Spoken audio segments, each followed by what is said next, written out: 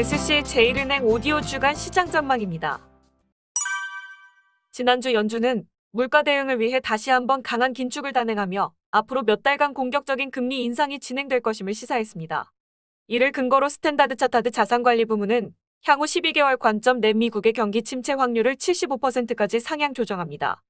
향후 단기적인 시장 흐름을 살펴보는 것이 중요할 것으로 판단하며 올해 연말까지 미 10년물 국채 금리가 4%까지 상승할 가능성과 2년물 국채 금리도 4.5%를 상회할 가능성을 열어둘 수 있다는 의견입니다.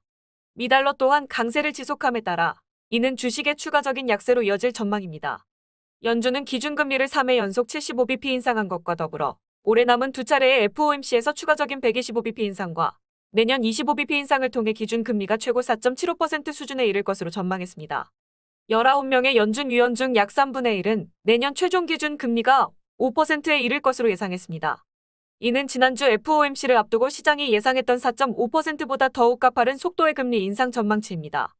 9월 FOMC에서 연준은 물가를 목표치인 2%까지 지속적으로 낮추기 위해 성장 둔화를 감수하고 실업률이 장기 목표치인 4%를 상회하는 것을 용인할 수 있다는 메시지를 명확히 했습니다. 높아진 금리가 결국 성장과 물가를 둔화시킨다는 점을 고려할 때 연준의 금리 인하는 기존 시장의 기대보다 1년 늦은 2024년부터 단행될 것으로 예상합니다.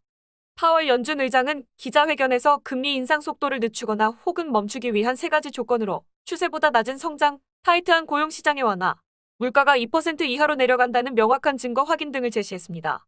지난주 연준의 경제 전망치를 살펴보면 성장은 2024년까지 과거 추세를 하회하고 내년까지 실업률도 4.4%에 이를 것으로 보이는 반면 물가는 2025년까지 목표치인 2%로 회복되지 않을 것으로 확인됩니다. 지난주 발표된 신규 실업수당 청구 건수가 시장 예상보다 낮다는 점도 연준의 과감한 긴축 행보에 힘을 싣는 요인입니다. 유럽중앙은행과 영란은행도 긴축에 나서고 있다는 점에서 결국 이는 장기 금리의 추가 상승 가능성을 시사합니다. 한편 영란은행은 영국 경제가 3분기에 재차 위축될 수 있다고 발표했음에도 불구하고 지난주 50bp 금리 인상을 단행하며 기준금리가 14년 내 고점인 2.25%를 기록했습니다. 스탠다드 차타드는 이러한 시장 환경이 투자자에게 미치는 영향을 최소화하기 위한 세 가지 접근 방식을 제안합니다. 첫 번째, 금리 인상에 가장 취약한 주식과 국공채에 대한 비중을 줄임으로써 자산 배분의 리스크를 최소화하는 것입니다. 두 번째, 아시아 및 선진시장 내 변동성이 낮고 퀄리티가 높은 미달러 표시 투자 등급 회사채를 통한 다각화입니다. 동자산들은 현재 10년 내 최고 수준의 일들을 제공하며 투자 매력이 높아졌습니다.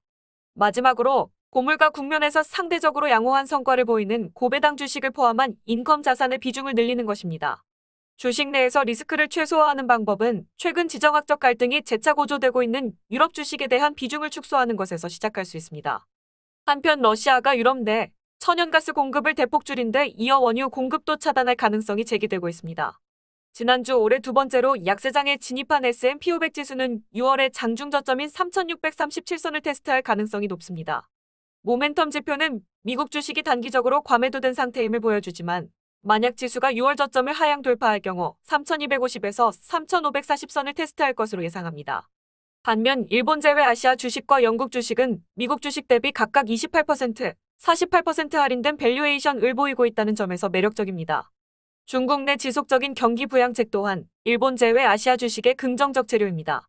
이번 주 발표 예정인 중국 PMI 지수는 중국의 경기 회복 가능성을 가늠할 수 있다는 점에서 주목할 필요가 있습니다.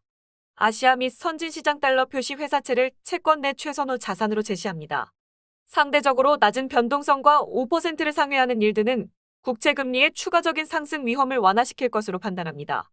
동자산들은 역사적으로 성장이 둔화되고 물가가 상승하는 환경에서 가장 양호한 성과를 기록했습니다. 또한 달러 표시 자산의 편입은 달러에 대한 비중 확보 기회로 활용할 수 있습니다. 최근 엔화 약세 방어를 위한 일본 외환 당국의 시장 개입에도 불구하고 향후 3개월 관점에서 추가적인 달러 강세를 전망합니다. 역사적으로 이러한 외환 시장 개입은 단기적인 약세 속도는 억제하지만 중기적으로는 금리 차와 같은 근본적인 약세 요인이 변화하지 않는 한 개입 효과가 지속되지 않았기 때문입니다. 더 자세한 내용은 SC제일은행 모바일 뱅킹의 웰스케어 라운지 금융시장 정보에서 확인하세요.